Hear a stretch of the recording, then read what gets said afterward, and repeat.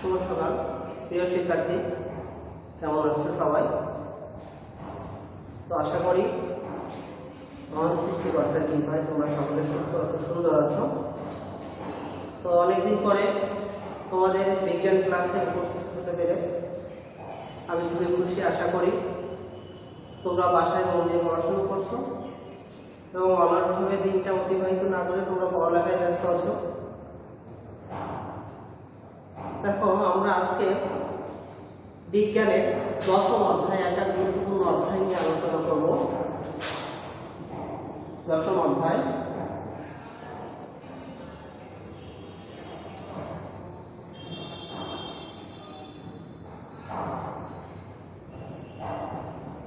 এই অধ্যায়টার নাম তোমরা জানো, অম্ল, ক্ষারক ও অ্যাসিড।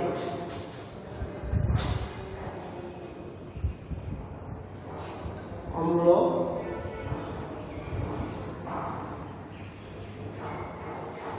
ক্ষারক, লবণ।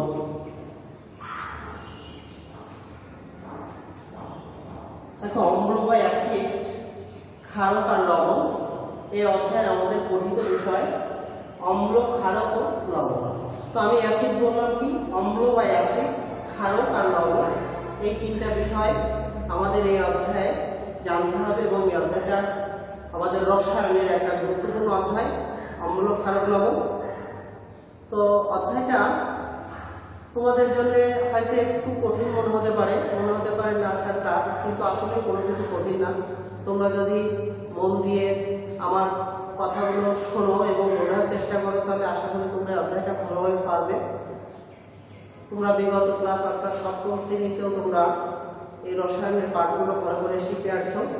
সেখান থেকে একটু উচ্চতর ধারণা এই 8ম অধ্যায়ে এসে আমরা পাচ্ছি এবং এটা তোমরা যদি ভালোভাবে বোঝার চেষ্টা করো, আমার কথাগুলো মনোযোগ দাও ক্লাসে, তাহলে তোমরা অবশ্যই পারবে, আমার বিশ্বাস। তো যাই হোক, আমরা প্রথমে অম্ল বা অ্যাসিড এই কথাটা নিয়ে আলোচনা করব।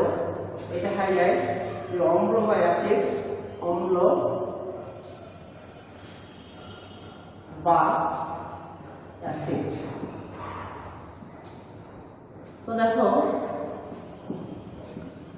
আমরা আজকে এখানে জানতে চাচ্ছি যে অম্ল বা অ্যাসিডটা কি। তো আমরা দৈনন্দিন জীবনে দেখো আমরা অনেক কিছু প্রয়োজনীয় দ্রব্য সামগ্রী, পদার্থ, বস্তু ব্যবহার করে থাকি, যার ভিতরে একটা গুরুত্বপূর্ণ পদার্থ যেটা রাসায়নিক পদার্থ আমরা বলে থাকি অম্ল বা অ্যাসিড। এবং এই অম্ল বা অ্যাসিড, এই রাসায়নিক পদার্থটা আমরা বলতে পারি দুই ধরনের হয়ে থাকে, একটা হচ্ছে জৈব আর একটা হচ্ছে খনিজ। এই অম্ল বা অ্যাসিড আমাদের দেহের ভিতরেও কিন্তু অ্যাসিড বিরাজমান। আমরা যে খাদ্য খাবার খাচ্ছি, প্রতিদিন যে দ্রব্য সামগ্রী, বস্তু, পদার্থ ব্যবহার করছি, প্রত্যেকটার ভিতরে কিছু না কিছু অ্যাসিড বিদ্যমান আছে। ফল, শাক, সবজি এগুলোতে অ্যাসিড আছে, তোমরা জানো। যেমন যদি উদাহরণ আমি বলতে চাই, তোমরা নিশ্চয়ই লেবু কথা শুনছো, কমলা, আঙ্গুর, এগুলোতে কিন্তু একটা অ্যাসিড বিদ্যমান। কি অ্যাসিড?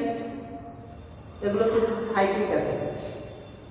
তোমরা আপেলের কথা শুনছো, আনারসের কথা শুনছো, এর ভিতরে একটা অ্যাসিড বিদ্যমান, সেটা কি? Malic acid. তোমরা তেঁতুলের কথা শুনছো, তেঁতুল, যার ভিতরে আছে টার্টারিক অ্যাসিড। এরকম অনেকগুলো অ্যাসিড যেগুলোর ভিতরে অর্থাৎ দুটো, অর্থাৎ জৈব আর খনিজ। তো আমরা দেখা যায় যে অ্যাসিড সম্পর্কে এখানে আলোচনা করব। তো সেখানে আমরা জৈব এবং খনিজ এই দুটো অ্যাসিডের ভিতরে আমরা খাদ্যদ্রব্যের ভিতরে যে অ্যাসিডগুলো পাচ্ছি সেগুলোকে আমরা জৈব অ্যাসিড বলতে পারছি।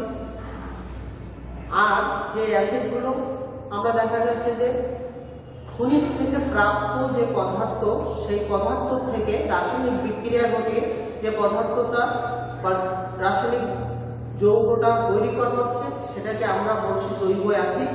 কিন্তু আসলে একটা পদার্থ যে অ্যাসিড, এটা আমরা কি করে বুঝতে পারবো? সেখানে আমি সর্বভাবে তোমাদের একটু বলার চেষ্টা করছি, তোমরা মন দিয়ে শুনবা যে একটা যৌগ সেই অ্যাসিড না ক্ষারক না লবণ এটা চিনতে গেলে আমার যেমন প্র্যাকটিক্যালি আমি চিনতে পারবো। প্র্যাকটিক্যাল বলতে কি, দেখো আমরা যেসব ফলমূল শাকসবজি বা অনেক কিছু খাচ্ছি, দধি মিষ্টান্ন, হ্যাঁ, এগুলো এর কিছু না কিছু অ্যাসিড এর ভিতরে বিদ্যমান আছে এবং এইগুলোকে বলা হচ্ছে জৈব অ্যাসিড। এবং এই অ্যাসিডগুলো আমাদের দেহের জন্য খুবই গুরুত্বপূর্ণ। আবার অতিরিক্ত মাত্রার হলে এটা শরীরের জন্য ক্ষতিকর। যেমন আমাদের শরীরের ভিতরে তোমরা জানো আমাদের পাকস্থলীর গাত্র থেকে এক ধরনের অ্যাসিড নিঃসৃত হয়, HCl, অর্থাৎ HCl, যার নাম হচ্ছে হাইড্রোক্লোরিক অ্যাসিড। তো আমাদের খাদ্য খাবার হজম করার জন্য, ডাইজেশন সিস্টেমটাকে চালু রাখার জন্য আমাদের পাকস্থলীর গাত্র থেকে যে নির্যাস বা একটা রাসায়নিক পদার্থ বের হয় সেটা হচ্ছে একটা অ্যাসিড, যেটা আমরা জানি HCl।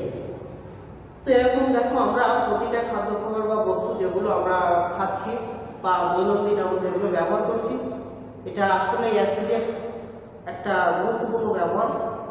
তোমরা এটা জেনে থাকবে যে একটা দেশ কতটুকু উন্নত তা কিন্তু ওই দেশে এই রাসায়নিক কেমিক্যাল অর্থাৎ এই যে অ্যাসিডের প্রাচুর্যতার উপরে কিন্তু নির্ভর করে। যেমন এখানে বিশেষ করে উল্লেখ করা হয় সালফিউরিক অ্যাসিড, H2SO4, একটা খনিজ অ্যাসিড। তো এই খনিজ অ্যাসিড অর্থাৎ এরকম যে অ্যাসিডগুলো আছে, hydrochloric acid, nitric acid, sulphuric acid, oxalic acid, perchloric acid, এরকম যে অ্যাসিডগুলো আছে এই অ্যাসিডগুলো সম্পর্কে আমাদের একটু ধারণা নিতে হবে। এই অধ্যায়ে আমরা জানতে পারবো, শিখতে পারবো যে কোন অ্যাসিড কোন কাজে ব্যবহার করা হয়, আসলে অ্যাসিডের গুরুত্ব আমাদের দেশের অর্থনৈতিক ভাবে কতটুকু গুরুত্বপূর্ণ স্থান দখল করে আছে তা আমরা এই অধ্যায় শেষে জানতে পারবো। তো প্রিয় শিক্ষার্থী, তোমরা একটু খেয়াল করবো, আমি অ্যাসিডের সংজ্ঞাটা করবো। তোমাদের উদাহরণটা আছে, তোমরা নিশ্চয়ই লেবু, কামরাঙা, কর্মচা, আমলকি এগুলো খেয়েছো। এগুলো স্বাদ কেমন বলতে পারো? অবশ্যই এগুলো টক স্বাদযুক্ত, তোমরা খেয়ে দেখছো, এগুলো টক স্বাদযুক্ত। তো এখানে অ্যাসিডের একটা বৈশিষ্ট্য বা ধর্ম হলো এটা টক স্বাদযুক্ত। এরপরে কিভাবে তুমি অ্যাসিডটা বুঝতে পারবে? আরেকটা যেটা একটা বোঝার নিয়ম, অ্যাসিড সাধারণত টক স্বাদযুক্ত হয়ে থাকে।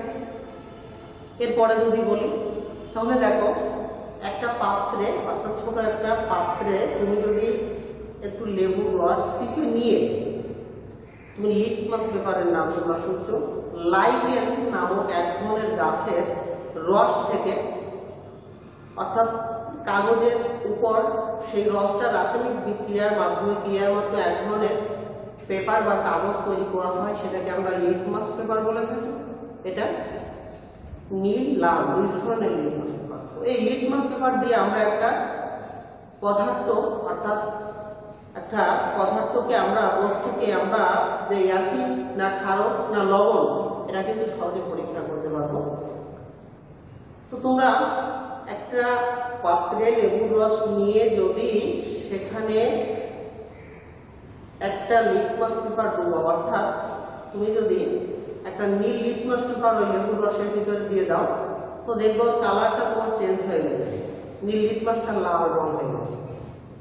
তাহলে এখান থেকেও একটা কিন্তু আমি এই অ্যাসিড সম্পর্কে একটা ধারণা পেয়ে যাচ্ছি যে অ্যাসিডের একটা ধর্ম, এটা কিন্তু নীল লিটমাসকে লাল করছে। এবার এটা যদি তুমি গালে নিয়ে টেস্ট নিতে যাও তাহলে কি হবে? এটা টক স্বাদযুক্ত। তাই বলে কিন্তু এখানে জৈব অ্যাসিডগুলোকে আমরা স্বাদ নিতে পারবো, বাট খনিজ অ্যাসিড না। আমি যে কথাগুলো বলছি যে আমরা পরীক্ষা করতে গেলে কি যে আমাদের ফল শাক সবজিতে যে অ্যাসিডগুলো থাকে এই ধরনের যে অ্যাসিড, কারণ আপেল আনারস ম্যালিক অ্যাসিড, লেবু সাইট্রিক অ্যাসিড, কমলা লেবু আঙ্গুর এগুলো সাইট্রিক অ্যাসিড। যদি আমরা বলি দই, হ্যাঁ, ল্যাকটিক অ্যাসিড, ভিনেগার, তোমরা নাম শুনছো ভিনেগার থাকে কি অ্যাসিটিক অ্যাসিড, তেঁতুল, টার্টারিক অ্যাসিড, এই ধরনের অ্যাসিডগুলো আমরা খাদ্য খাবার অর্থাৎ জৈব অ্যাসিডের হিসেবে আমরা গ্রহণ করে থাকি। এগুলো আমরা স্বাদ নিতে পারি, কিন্তু বাট যেগুলো খনিজ অ্যাসিড শক্তিশালী, যেগুলো hydrochloric acid, nitric acid, sulphuric acid, এই অ্যাসিডগুলো কিন্তু আসলে টেস্ট নেওয়া যায় না। কিন্তু এগুলো যে অ্যাসিড, তা আমরা কি করতে পারি, আমরা লিটমাস পেপার ব্যবহার করে এগুলো পরীক্ষা করতে পারি। এবং এগুলো ব্যবহার অত্যন্ত সাবধানতা সতর্কতা অবলম্বন করতে হয়। যে নিয়মগুলো আমি তোমাদেরকে পরে বলবো। তো আমি প্রথমে যে কথাটাই বোঝাচ্ছিলাম যে অম্ল বা অ্যাসিড একটি যেটা টক স্বাদযুক্ত হয়, এর থেকে আমরা বুঝতে পারি যে অ্যাসিড টক স্বাদযুক্ত। এবং আরেকটা কি, আমরা লিটমাস পেপার দিয়ে পরীক্ষা করতে পারছি যে যদি নীল লিটমাস কাগজ অ্যাসিড দ্রবণ বা অ্যাসিড দ্রবণের ভিতরে যদি নীল লিটমাস কাগজ প্রবেশ করানো হয়, তাহলে দেখা যাচ্ছে সেটা রং পরিবর্তন করে লাল রং পরিবর্তন হচ্ছে। আরেকটা কথা, যে আমরা বইয়ের ভাষা দিয়ে যেটা বুঝবো, এটা আমরা প্র্যাকটিক্যাল দেখতে পারি। আর আমরা যখন ভাষাগতভাবে এটা প্রকাশ করতে চাচ্ছি, তখন কি বলছি, যে অ্যাসিড হলো সেই সকল রাসায়নিক পদার্থ যার ভিতরে এক বা একাধিক হাইড্রোজেন H+ অর্থাৎ হাইড্রোজেন আয়ন, এই হাইড্রোজেন আয়ন বিদ্যমান থাকে। তো এক বা একাধিক হাইড্রোজেন পরমাণু, যেমন আমি যদি তোমাদের দেখাই কয়েকটি অ্যাসিডের সংকেত লিখি। প্রথমটা হলো H2SO4। এখানে দেখো হাইড্রোজেনের দুটো পরমাণু আছে। আমি বলছি যে সকল রাসায়নিক পদার্থের ভিতরে একের অধিক হাইড্রোজেন পরমাণু থাকে এবং যারা পানিতে H+ আয়ন উৎপন্ন করে, অর্থাৎ H+ আয়ন দেয়। আমরা আয়ন ধনাত্মক আর ঋণাত্মক এই দুই ধরনের আয়ন লক্ষ্য করি। একটাকে বলে ক্যাটায়ন, একটাকে বলা হয় অ্যানায়ন। এখানে এই সালফিউরিক অ্যাসিড, এটা যে একটা অ্যাসিড, তা আমরা যেমন লিটমাস পেপার দিয়ে পরীক্ষা করছি, এটা একটা অ্যাসিড, ওর নীল লিটমাসকে লাল করে দিচ্ছে। আবার বলছি যে জৈব অ্যাসিডগুলো আছে যেগুলো আমরা মুখে স্বাদ নিয়ে বুঝতে পারছি যেটা টক স্বাদযুক্ত। ঠিক তেমনি এই অ্যাসিডটা যদি জলীয় দ্রবণে অর্থাৎ পানির সাথে বিক্রিয়া করে, H2O জলীয় দ্রবণ পানিতে যদি বিক্রিয়া করে, তাহলে যদি H+ আয়ন উৎপন্ন করে, যেমন এক্ষেত্রে দেখো আমি একটা উদাহরণ দিয়ে আরেকটা দেখাচ্ছি। CH3COOH, অর্থাৎ এটা একটা অ্যাসিড। এখানে sulphuric acid, acetic acid, vinegar বললাম যেটা অ্যাসিটিক অ্যাসিড। তো এখানে দেখো CH3COO- আর এখানে +H+ আয়ন তৈরি হয়ে যাচ্ছে। তো এখানে CH3COOH এই আয়নটা হচ্ছে মাইনাস আয়ন আর H+ অর্থাৎ ধনাত্মক আয়ন তৈরি হয়ে যাচ্ছে। ঠিক তেমনি আমি যদি HCl এর কথা বলছিলাম, সালফিউরিক অ্যাসিডটা আমি মুছে দিচ্ছি। এখানে দেখো, তো এখানে আমি যদি হাইড্রোক্লোরিক অ্যাসিডের কথা বলি HCl, তাহলে H+ আর Cl- এই দুটো আয়ন হয়ে যাবে। তাহলে পানিতে অ্যাসিড এর একটা বৈশিষ্ট্য হলো এটা জলীয় দ্রবণে অর্থাৎ পানিতে বিক্রিয়া করে H+ আয়ন তৈরি করবে এবং এর ভিতরে একের অধিক কি থাকবে, হাইড্রোজেন পরমাণু বিদ্যমান থাকবে। তাহলে কোনো রাসায়নিক পদার্থ যদি পানিতে H+ আয়ন তৈরি না করে, কিন্তু তার ভিতরে কি আছে, এক বা একাধিক হাইড্রোজেন পরমাণু আছে, সেক্ষেত্রে কিন্তু আমরা সেই যৌগটা বা সেই পদার্থটাকে আমরা অ্যাসিড বলতে পারবো না। যেমন আমি তোমাদেরকে একটা উদাহরণ দিয়ে দেখাচ্ছি। তোমরা CH4 মিথেন, এটার নাম হলো মিথেন, তোমরা সংকেতটা খেয়াল করবা। এই মিথেন এর ভিতরে দেখো এটা একটা যৌগ, এর ভিতরে হাইড্রোজেনের 4টা পরমাণু বিদ্যমান আছে। কয়টা? 4টা। তাহলে একটা একাধিক পরমাণু যদি বিদ্যমান থাকে এবং পানিতে যদি H+ উৎপন্ন করে, তাহলে তাকে আমরা অ্যাসিড বলবো। তো এই CH4 এতে হাইড্রোজেন পরমাণু আছে, বাট পানির সাথে বিক্রিয়া করে H+ আয়ন তৈরি করে না, H+ আয়ন উৎপন্ন করে না। তবে যে ধরনের রাসায়নিক পদার্থ দেখা যাচ্ছে পানিতে এক বা একাধিক হাইড্রোজেন পরমাণু থাকা সত্ত্বেও H+ আয়ন তৈরি করে না, সেগুলোকে আমরা অ্যাসিড বলতে পারি না। তাহলে সেগুলো কি হতে পারে, সেগুলো পানির সাথে বিক্রিয়া করে, অর্থাৎ ক্ষারক হতে পারে, ক্ষার হতে পারে। তো আমরা ক্ষারক বা ক্ষার বা লবণ এটা পরে বোঝার চেষ্টা করবো, আমরা অ্যাসিডটা নিয়ে আলোচনা করছি। তো প্রিয় শিক্ষার্থী, একটু মাথায় রেখো যে অ্যাসিড একটা রাসায়নিক বস্তু বা পদার্থ, যার সংকেতে দিকে আমরা যদি লক্ষ্য করি তাহলে কি এক বা একাধিক হাইড্রোজেন পরমাণু দেখতে পাবো, এবং পানিতে যদি সে বিক্রিয়া করে তাহলে সেখানে দেখা যাচ্ছে কি যে H+ আয়ন সে অবশ্যই উৎপন্ন করবে। আর আমরা যদি প্রকৃতভাবে যে জৈব অ্যাসিডের কথা তোমাদেরকে বললাম, এগুলো যদি আমরা যেগুলো খাদ্য খাবার ফল শাকসবজিতে আমরা পাচ্ছি যে জৈব অ্যাসিড, এগুলো যদি আমরা স্বাদ নিতে যাই তাহলে এগুলো দেখছি টক স্বাদযুক্ত। তাহলে নিশ্চয়ই তোমরা অ্যাসিড সম্পর্কে ধারণা পেলে যে অ্যাসিড এমন একটা পদার্থ যার একটা বৈশিষ্ট্য কি, লিটমাস পেপার দিলে লাল রঙে পরিণত হয়ে যায়। যদি আমরা টেস্ট করতে চাই তাহলে কি টক স্বাদযুক্ত, এবং পানিতে যদি বিক্রিয়া করে রাসায়নিক বিক্রিয়া দেখা যাচ্ছে সে H+ আয়ন তৈরি করে। সেক্ষেত্রে যে যৌগগুলো এই ধরনের আচরণ করছে সেগুলোকে আমরা অ্যাসিড বলছি, অম্লবল অ্যাসিড। তো দেখো কয়েকটা উদাহরণ আমি আবারও সংকেত দিয়ে বোঝাচ্ছি। H2SO4 এটাকে আমরা বলছি sulphuric acid, sulphuric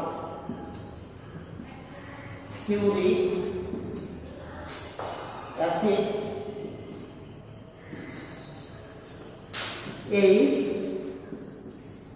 NO3 nitric acid,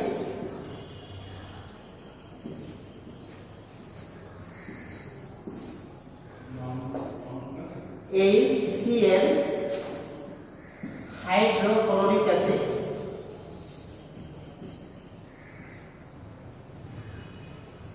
hydrochloric acid,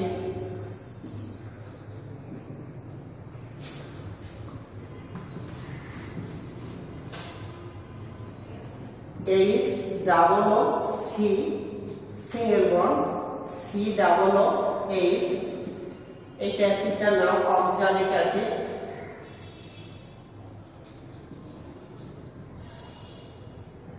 oxalic acid.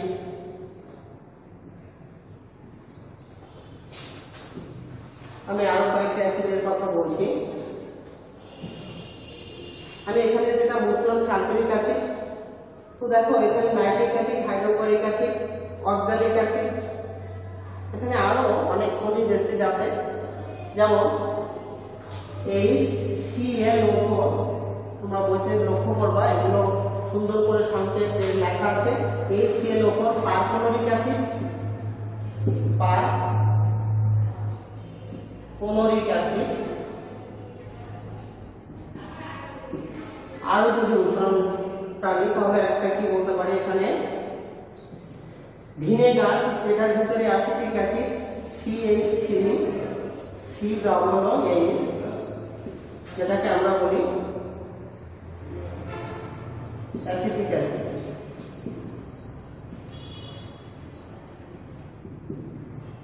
তো তাহলে দেখা যাচ্ছে কি এখানে দেখো অ্যাসিটিক অ্যাসিড,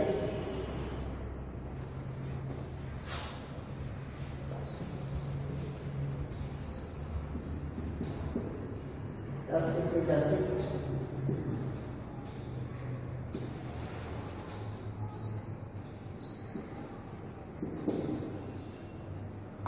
তো প্রিয় শিক্ষার্থী, আমরা এখানে যে অ্যাসিডগুলো এখানে দেখতে পাচ্ছি, hydrochloric acid, nitric acid, acetic acid, perfluoric acid আর অক্সালিক অ্যাসিড।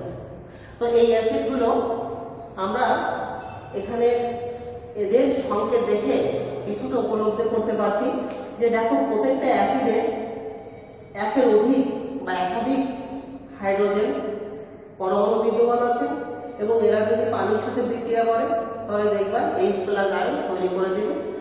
আর এখানে যে অ্যাসিডগুলো আছে, এই যে খনিজ acid, hydrochloric acid, nitric acid, অ্যাসিডগুলো কিন্তু মনের ভুলেও আমাদের এগুলো খুব সাবধানে রাখতে হয়। আমাদের ল্যাবে যেগুলো আছে তোমরা পরবর্তী ক্লাসে অবশ্যই দেখতে পারবা, এবং প্র্যাকটিক্যালে তোমাদেরকে আমি লিটমাস পেপার দিয়ে পরীক্ষা করে দেখাবো।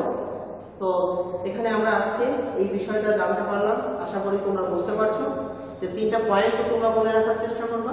যে অ্যাসিড যদি একটা পদার্থ হয়ে থাকে তাহলে সেখানে কি অ্যাসিড যদি হয় তাহলে সেটা এক হতে পারে তার স্বাদটা, যদি যেগুলো জৈব অ্যাসিড আমরা স্বাদ গ্রহণ করতে পারি টক স্বাদযুক্ত, এখানে যদি নীল মাস পেপার যদি দিয়ে পরীক্ষা করতে চায় তাহলে সেটা লাল বর্ণে পরিণত হচ্ছে।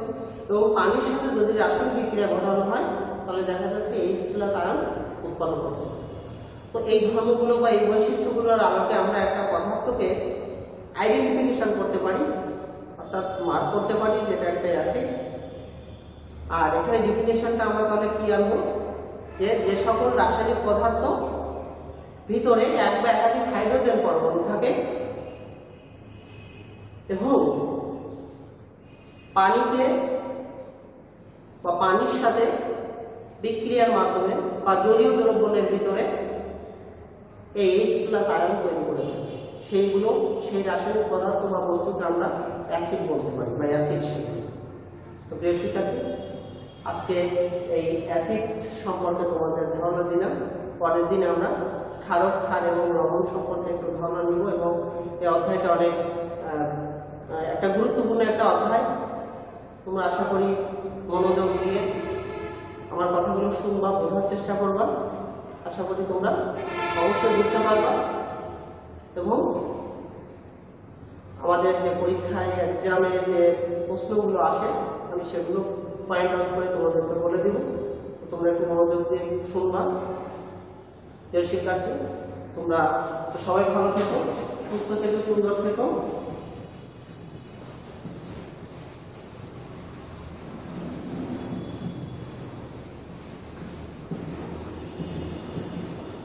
আর এই পরিস্থিতিতে তোমরা নিজেদেরকে সেফ রাখার জন্য অবশ্যই ঘরে থাকবা, মন দিয়ে পড়ালেখা করবা এবং তোমরা গুরুজনদেরকে একটু ভক্তি শ্রদ্ধা করবা, তাদেরকে মান্য করবা, অবদ্ধ হওয়া না। তোমাদের যেটা বারবার ক্লাসে আমরা বলি এটা তোমরা পালন করবা।